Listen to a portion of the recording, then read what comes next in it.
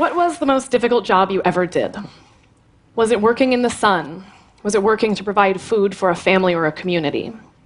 Was it working days and nights trying to protect lives and property? Was it working alone or working on a project that wasn't guaranteed to succeed, but that might improve human health or save a life? Was it working to build something, create something, make a work of art? Was it work for which you were never sure you were fully understood or appreciated? The people in our communities who do these jobs deserve our attention, our love, and our deepest support. But people aren't the only ones in our communities who do these difficult jobs. These jobs are also done by the plants, the animals, and the ecosystems on our planet, including the ecosystems I study, the tropical coral reefs. Coral reefs are farmers. They provide food, income, and food security for hundreds of millions of people around the world.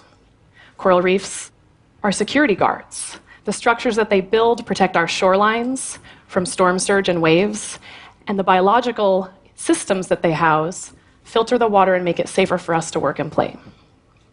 Coral reefs are chemists. The molecules that we're discovering on coral reefs are increasingly important in the search for new antibiotics and new cancer drugs. And coral reefs are artists. The structures that they build are some of the most beautiful things on planet Earth. And this beauty is the foundation of the tourism industry in many countries with few or little other natural resources. So for all of these reasons, all of these ecosystem services, economists estimate the value of the world's coral reefs in the hundreds of billions of dollars per year.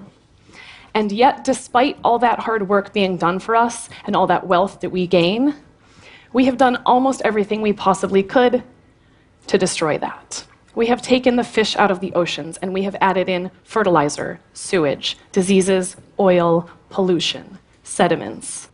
We have trampled the reefs physically with our boats, our fins, our bulldozers, and we have changed the chemistry of the entire sea, warmed the waters, and made storms worse.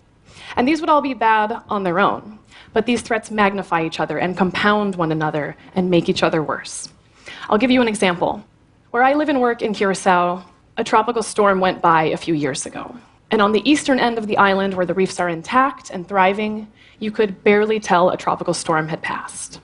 But in town, where corals had died from overfishing, from pollution, the tropical storm picked up the dead corals and used them as bludgeons to kill the corals that were left.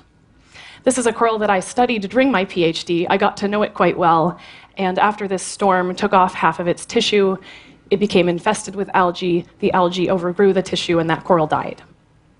This magnification of threats, this compounding of factors, is what Jeremy Jackson describes as the slippery slope to slime. It's hardly even a metaphor, because many of our reefs now are literally bacteria and algae and slime.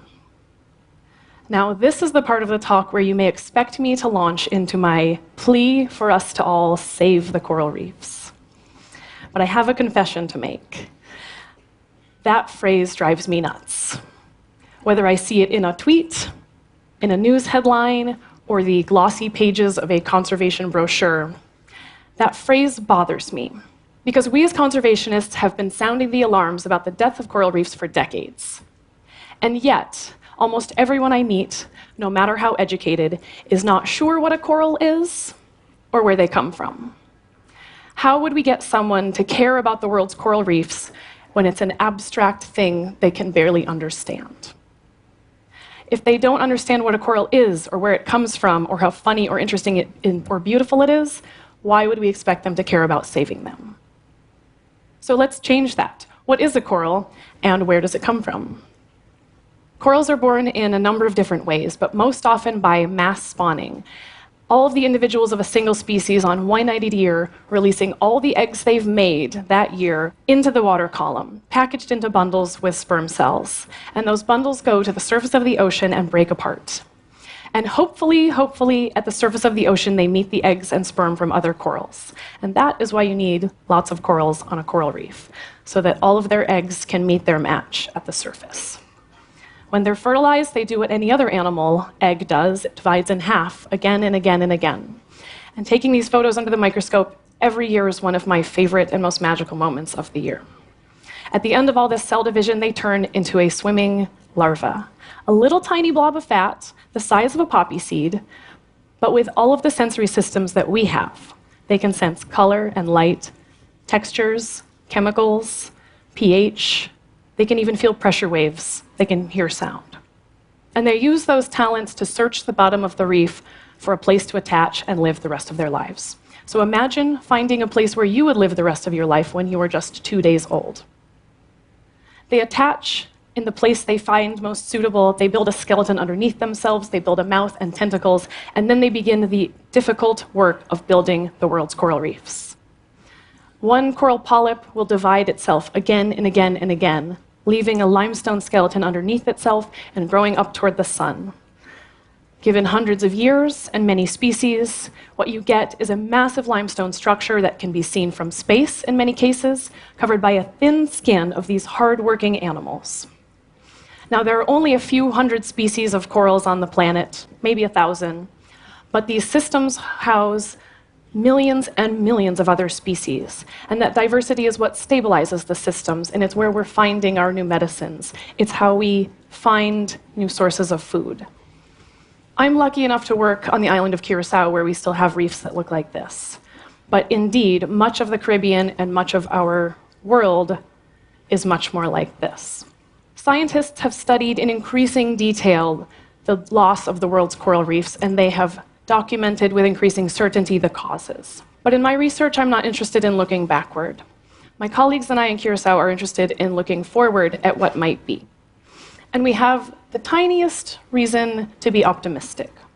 Because even in some of these reefs that we probably could have written off long ago, we sometimes see baby corals arrive and survive anyway. And we're starting to think that baby corals may have the ability to adjust to some of the conditions that the adults couldn't. They may be able to adjust ever so slightly more readily to this human planet. So in my research, in the research I do with my colleagues in Curacao, we try to figure out what a baby coral needs in that critical early stage, what it's looking for, and how we can try to help it through that process. And I'm going to show you 3 examples of the work we've done to try to answer those questions. A few years ago, we took a 3D printer and we made coral choice surveys, different colors and different textures, and we simply asked the corals where they preferred to settle.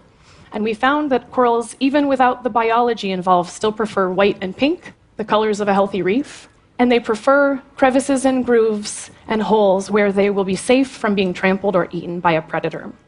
So we can use this knowledge. We can go back and say we need to restore those factors, that pink, that white, those crevices, those hard surfaces in our conservation projects. We can also use that knowledge if we're going to put something underwater, like a seawall or a pier. We can choose to use the materials and colors and textures that might bias the system back toward those corals. Now, in addition to the surfaces, we also study the chemical and microbial signals that attract corals to reefs. Starting about 6 years ago, I began culturing bacteria from surfaces where corals had settled. And I tried those one by one, looking for the bacteria that would convince corals to settle and attach. And we now have many bacterial strains in our freezer that will reliably cause corals to go through that settlement and attachment process. So as we speak, my colleagues in Curacao are testing those bacteria to see if they'll help us raise more coral settlers in the lab, and to see if those coral settlers will survive better when we put them back underwater. Now, in addition to these tools, we also try to uncover the mysteries of species that are understudied. This is one of my favorite corals and always has been, Dendrogyra cylindris, the pillar coral. I love it because it makes this ridiculous shape, because its tentacles are fat and look fuzzy, and because it's rare. Finding one of these on a reef is a treat. In fact, it's so rare that last year it was listed as a threatened species on the endangered species list. And this was in part because in over 30 years of research surveys, scientists had never found a baby pillar coral. We weren't even sure if they could still reproduce or if they were still reproducing. So 4 years ago, we started following these at night and watching to see if we could figure out when they spawn in Curacao. We got some good tips from our colleagues in Florida who had seen one in 2007, one in 2008, and eventually we figured out when they spawn in Curacao and we caught it. Here's a female on the left with some eggs in her tissue about to release them into the seawater. And here's a male on the right releasing sperm. We collected this, we got it back to the lab, we got it to fertilize, and we got baby pillar corals swimming in our lab. Thanks to the work of our scientific aunts and uncles, and thanks to the 10 years of practice we've had in Curacao at raising other coral species, we got some of those larvae indeed to go through the rest of the process and settle and attach and turn into metamorphosed corals. So this is the first pillar coral baby that anyone ever saw.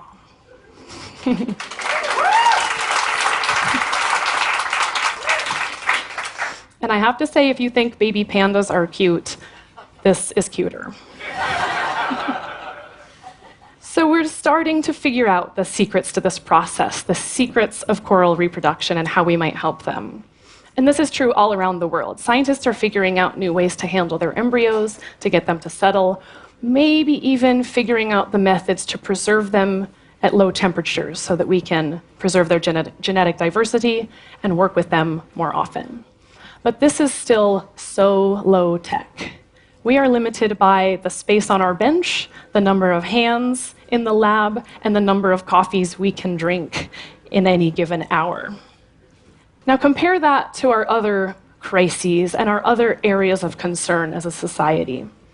We have advanced medical technology, we have defense technology, we have scientific technology, we even have advanced technology for art.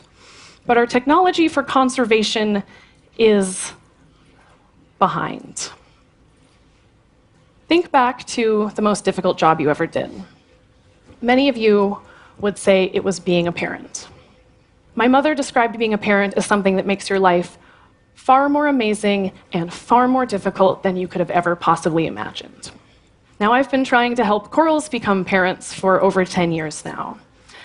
And watching the wonder of life has certainly filled me with amazement to the core of my soul, but I've also seen how difficult it is for them to become parents.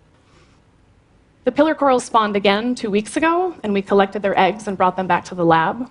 And here you see one embryo dividing alongside 14 eggs that didn't fertilize and will blow up.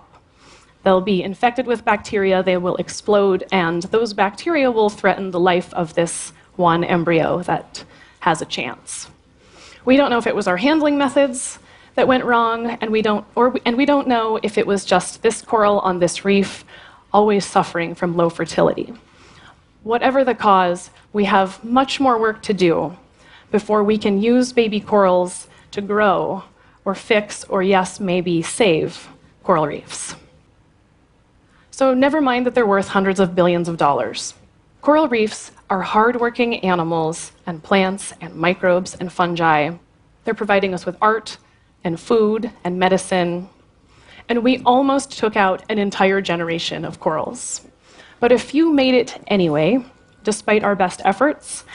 And now it's time for us to thank them for the work they did and give them every chance they have to raise the coral reefs of the future, their coral babies. Thank you so much.